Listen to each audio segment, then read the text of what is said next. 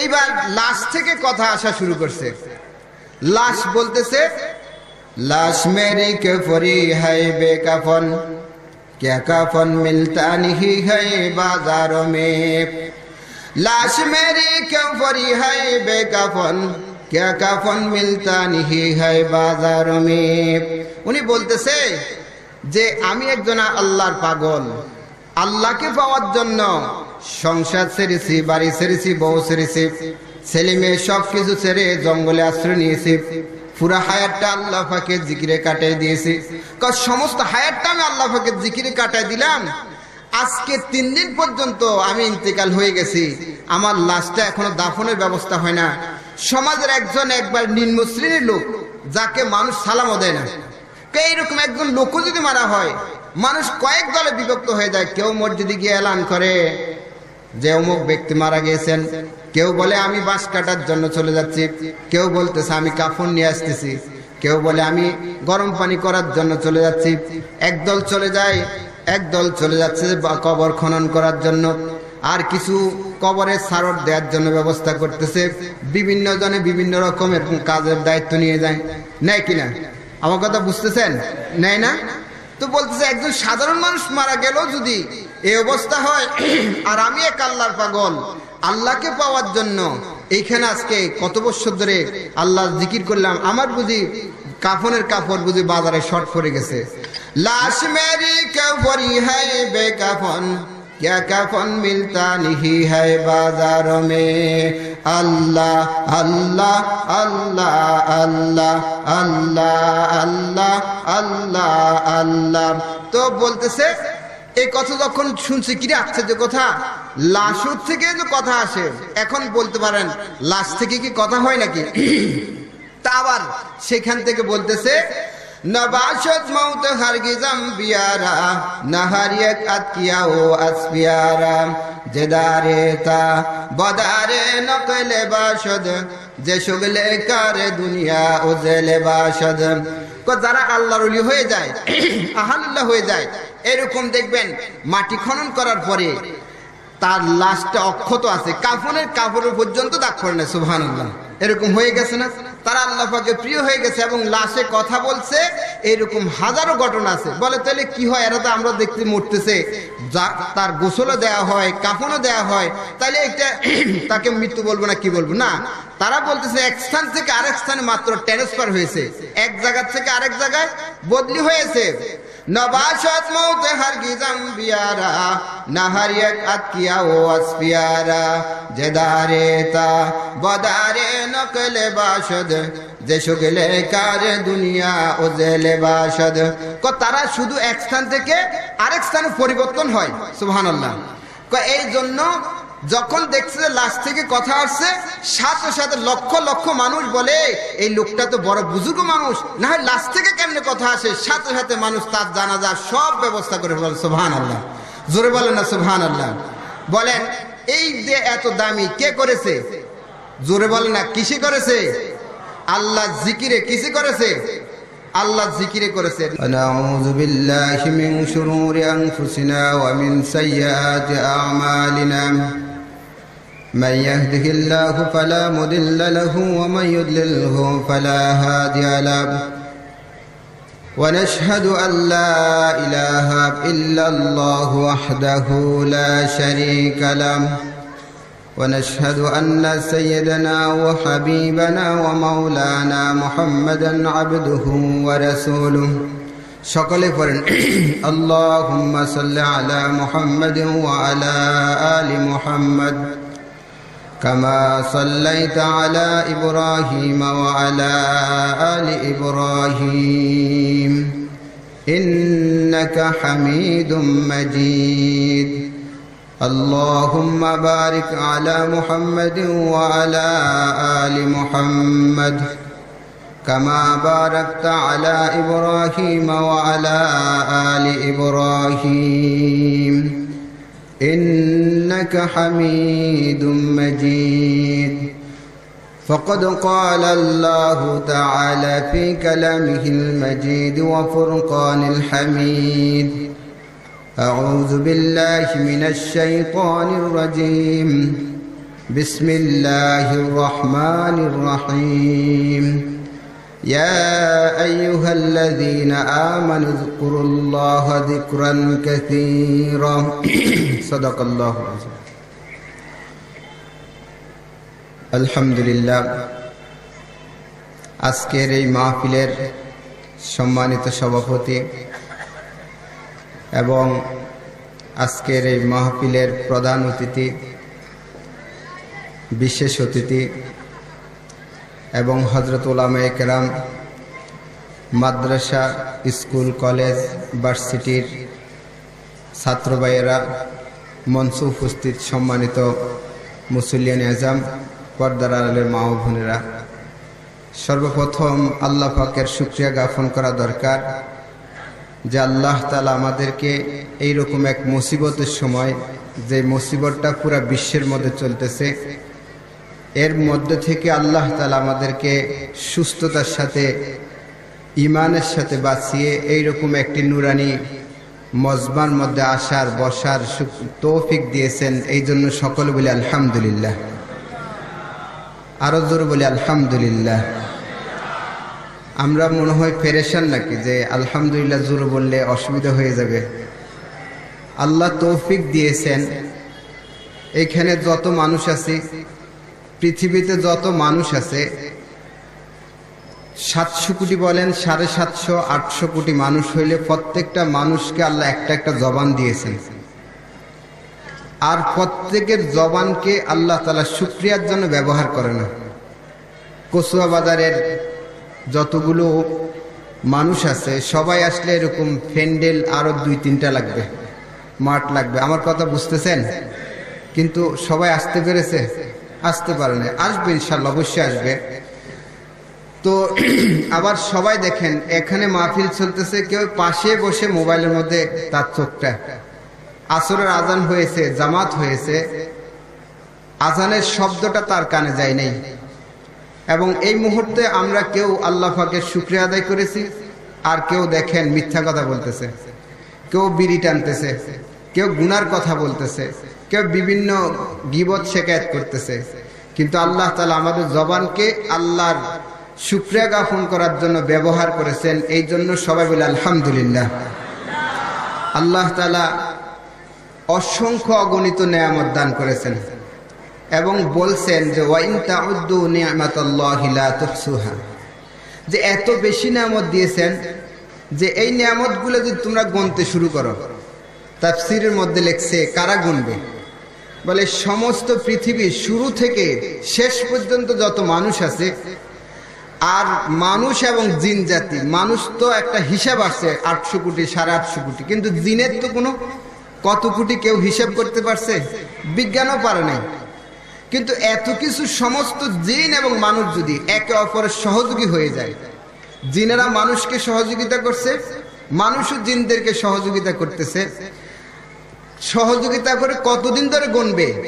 এরকম একটা প্রশ্ন আসছে। বলে সৃষ্টির শুরু থেকে যেই দিন ইসরাফিল আলাইহিস সালাম সিংহায় ফু দিবে, ওই দিন পর্যন্ত জিন আর মানুষ যদি একসাথে গণনা শুরু করে, তারপরও আল্লাহ পাক এত বেশি নেয়ামত দিয়েছেন, সেগুলা গুণে শেষ করতে পারবে না। বলেন সুবহানাল্লাহ। এখন নেয়ামতেরও তো তফকা আছে, একটা ভালো খারাপ আছে না? ক্লাসের ছাত্র সবাই ভালো না, সবাই খারাপ হয় না। নেয়ামতের মধ্যে সবচেয়ে বড় নেয়ামত, 1 নম্বর ফার্স্ট ক্লাস নেয়ামত হলো যাকে আল্লাহ পাক ঈমান দিয়েছেন। এইটা, সেই ঈমানের অধিকার আল্লাহ তাআলা আমাদেরকে দান করেছেন। এই জন্য সবাই বলে আলহামদুলিল্লাহ। আওয়াজটা আরো জোর বলি আলহামদুলিল্লাহ। এরপরে 2 নম্বর হলো আল্লাহ পাক 2 নম্বর তফকার যে নিয়ামত, দ্বিতীয় নম্বরে সেটা হলো ইলম, যেটা আসমানি ইলম আল্লাহ পাক নবী রাসূলকে দিয়েছেন। আর ওই ইলমের এক মার্কাজ কচুয়া মাদ্রাসা আজকে প্রায় 100 বছরের কাছে ইলম বিতরণ করে যাচ্ছে। বলেন আলহামদুলিল্লাহ। বড় বড় মুরব্বীরা এখানে বসে আলোচনা করতেন, আমাদের মতো এখানে বসার কোনো যোগ্যতা নেই।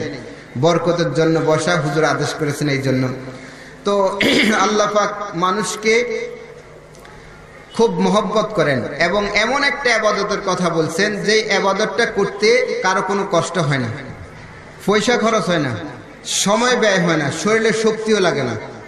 আপনি ঘরে থাকেন ওই অবস্থায় করতে পারবেন, বাজারে থাকেন ওই অবস্থায় করতে পারবেন, ব্যবসা করতেছেন ওই অবস্থায় করতে পারবেন, গাড়িতে বসে আছেন ওই অবস্থায় করতে পারবেন, দেশে থাকেন আর বিদেশে থাকেন, তার সুস্থ থাকেন অসুস্থ থাকেন, বসে থাকেন আর শুয়ে থাকেন, যে অবস্থায় থাকেন ওই অবস্থায় করা যাবে। ওই অবস্থায় আল্লাহর সাথে যোগাযোগ করা যায়। গাড়িতে ড্রাইভিং করতেছেন ওই সময় আল্লাহর সাথে যোগাযোগ করা যায়। গাড়ির সিটে বসে আছেন ওই সময় করা যায়। ব্যবসা করতেছেন ওই সময় করা যায়। এবং মা বোনরা তরকারি করতেছে, পাক করতেছে, ওই সময় করা যাবে। তারপরে কেউ মসজিদে বসে আছে সেই সময় করা যাবে। কেউ কৃষিকাজ করতেছে ওই সময় করা যাবে। এমন একটা সহজ পদ্ধতি, অজুর সাথেও করা যাবে, অজুর ছাড়াও করা যাবে, মসজিদে বসেও করা যাবে, মসজিদের বাহিরেও করা যাবে, একেবারেই সহজ করে দিয়েছেন। এই জন্য আল্লাহ পাক কোরআনে কারীম বলতেছেন, ইয়া আইয়ুহাল্লাযীনা আমানু যকুরুল্লাহা যিকরান কাসীরা, হে মুমিন সম্প্রদায় তোমরা বেশি বেশি করে আল্লাহ পাকের জিকির করো। জিকির মানুষকে, এই মাদ্রাসা এবং উজানি মাদ্রাসা এগুলো হলো জিকিরের মার্কাজ। পুরা বিশ্বে বলেন উজানি কচুয়া মাদ্রাসার অবদান পৌঁছানো এরকম রাষ্ট্র খুব কম আছে। কেন? এইগুলো হলো জিকিরের মার্কাজ। তো জিকির মানুষকে দামি করে দেয়। আপনি যদি দোকানে বসে থাকেন তাহলে দেখবেন ওখানে বসে আল্লাহর সাথে সম্পর্ক করতে পারতেছেন। কাস্টমার আসছে, আপনি কাস্টমারের সাথে কথা বললেন, কথা বলার পরে এরপর বসে শুরু করে দিলেন আল্লাহ আল্লাহ। সবাই বলেন আল্লাহ আল্লাহ আল্লাহ আল্লাহ আল্লাহ আল্লাহ আল্লাহ আল্লাহ। করা যাবে কিনা? আমার কথা বুঝে করা যাবে কিনা? হ্যাঁ, তো এই জন্য আস্তে আস্তে জিকির করবেন নাকি জোরে করবেন? বলেন আল্লাহ আল্লাহ আল্লাহ আল্লাহ আল্লাহ আল্লাহ আল্লাহ আল্লাহ। তো দেখেন এই যে জিকির করলেন, আপনার বেচা বিক্রি বন্ধ হয়ে যাবে না চলবে? আমার কথা চলবে কিনা? বরং বরকত হবে। একজন এক কিতাবের মধ্যে একটা ঘটনা আসছে। একজন লোক আল্লাহকে পাওয়ার জন্য সংসার ছেড়ে দিয়েছে, তারপরে বাড়িঘর ছেড়ে দিয়েছে, তারপরে সে জঙ্গলে চলে গেছে। গিয়ে সেখানে গিয়ে সে জিকির করা শুরু করছে আল্লাহ আল্লাহ আল্লাহ আল্লাহ আল্লাহ আল্লাহ আল্লাহ আল্লাহ। জিকির করতেছে করতেছে করতেছে করতেছে। তো হায়াতের পুরা সময়টা আল্লাহ পাকের জিকিরে কাটিয়ে দিয়েছেন। কাটিয়ে দেওয়ার পরে এক সময় তার আজরাইল আসছে, হায়াত শেষ, আজরাইল চলে আসছে। আয়সা তাকে, আজরাইল আসলে তো মৃত্যুই হবে, তো তার হায়াত যখন শেষ, আজরাইল আলাইহিস সালাম তার রূহ কবজ করে নিয়ে গেছে। তো রূহ কবজ করে নিয়ে যাওয়ার পরে এখন উনি মারা গেছেন আজকে 3 দিন পর্যন্ত। যেহেতু লোকালয় নাই, জঙ্গলের ভিতরে মানুষ জানার কোনো প্রয়োজনও নেই, কারণ সে গভীর জঙ্গলে গিয়ে আল্লাহ জিকির শুরু করে দিয়েছে। 3 দিন পর্যন্ত সেখানে তার লাশ পড়ে আছে। সে যখন আল্লাহ পাকের জিকির করছে, আল্লাহ পাকের এক মনোনীত বান্দা, প্রিয় বান্দা হয়ে গেছে। এইবার লাশ থেকে কথা আসা শুরু করছে। লাশ বলতেছে, লাশ মেরি কে ফরি হায় বেকাফন, क्या कफन मिलता नहीं है बाजारों में, लाश मेरी क्यों पड़ी है बेकफन, क्या कफन मिलता नहीं है बाजारों में। উনি বলতেছে যে আমি একজন আল্লাহর পাগল, আল্লাহকে পাওয়ার জন্য সংসার ছেড়েছি, বাড়ি ছেড়েছি, বউ ছেড়েছি, ছেলে মেয়ে সবকিছু ছেড়ে জঙ্গলে আশ্রয় নিয়েছি। পুরা হায়াতটা আল্লাহ পাকের জিকিরে কাটাই দিয়েছি। সমস্ত হায়াতটা আমি আল্লাহ পাকের জিকিরে কাটাই দিলাম। আজকে 3 দিন পর্যন্ত আমি ইন্তেকাল হয়ে গেছি, আমার লাশটা এখনো দাফনের ব্যবস্থা হয় না। সমাজের একজন একবার নিম্ন শ্রেণীর লোক, যাকে মানুষ সালামও দেয় না, এইরকম একজন লোকও যদি মারা হয়, মানুষ কয়েক দলে বিভক্ত হয়ে যায়। কেউ মসজিদে গিয়ে এলান করে যে অমুক ব্যক্তি মারা গিয়েছেন, কেউ বলে আমি বাঁশ কাটার জন্য চলে যাচ্ছি, কেউ বলতেছে আমি কাফন নিয়ে আসতেছি, কেউ বলে আমি গরম পানি করার জন্য চলে যাচ্ছি। একদল চলে যায়, একদল চলে যাচ্ছে কবর খনন করার জন্য, আর কিছু কবরের সারট দেওয়ার জন্য ব্যবস্থা করতেছে। বিভিন্ন জনে বিভিন্ন রকমের কাজের দায়িত্ব নিয়ে যায়, নেয় কিনা? আমার কথা বুঝতেছেন? নেয় না? তো বলতেছে একজন সাধারণ মানুষ মারা গেল যদি এই অবস্থা হয়, আর আমি এক আল্লাহর পাগল, আল্লাহকে পাওয়ার জন্য এইখানে আজকে কত বছর ধরে আল্লাহ জিকির করলাম, আমার বুঝি কাফনের কাপড় বুঝি বাজারে শর্ট পড়ে গেছে। লাশ মেরি কাফরি হ্যায় বেকাফন, क्या कफन मिलता नहीं है बाजारों में। अल्लाह अल्लाह अल्लाह अल्लाह अल्लाह अल्लाह अल्लाह अल्लाह। तो बोलतेছে এই কথা যখন শুনছি কি রে আশ্চর্য কথা, লাশের থেকে যে কথা আসে। এখন বলতে পারেন লাশ থেকে কি কথা হয় নাকি? তা আবার সেখান থেকে বলতেছে नबाशत मौत हरगिज़म बियारा नहरियत अतकिया ओ अस्पियारा जेदारे ता बदारे नकले बाशद जे शुगले कारे दुनिया उजले बाशद।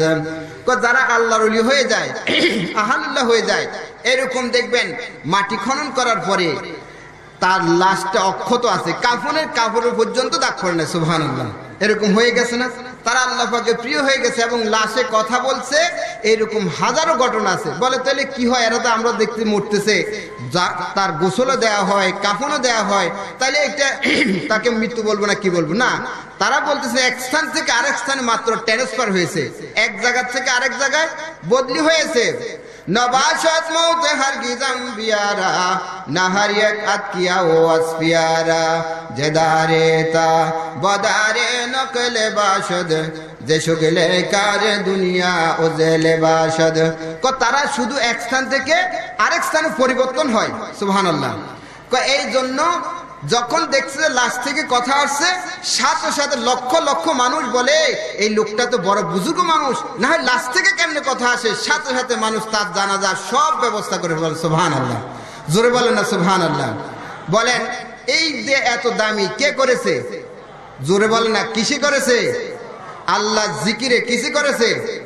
আল্লাহ জিকিরে করেছে। নামাজের টাইম একদম কাছে চলে আসছে। তো দেখেন এই জন্য আল্লাহ পাকের জিকির করার জন্য সবাই রাজি আছে না? মানুষের অঙ্গ প্রত্যঙ্গ প্রত্যেকটা দুইটা দুইটা করে দেয়া আছে। কয়টা দেয়া আছে?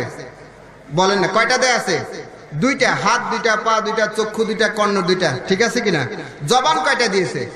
একটা। এই জবান দিয়ে যখন কেউ জিকির করবে, সে ওই সময় জিকির যখন করবে সে বিড়ি খাইতে পারবে না, মদ খাইতে পারবে না, গীবত শিকায়াত করতে পারবে না, দুনিয়াবি মিথ্যা কথা বলতে পারবে না, কখনো সুগুলখুরি করতে পারবে না। পারবে? এক জবান দিয়ে দুই কথা বলতে পারবে একসাথে?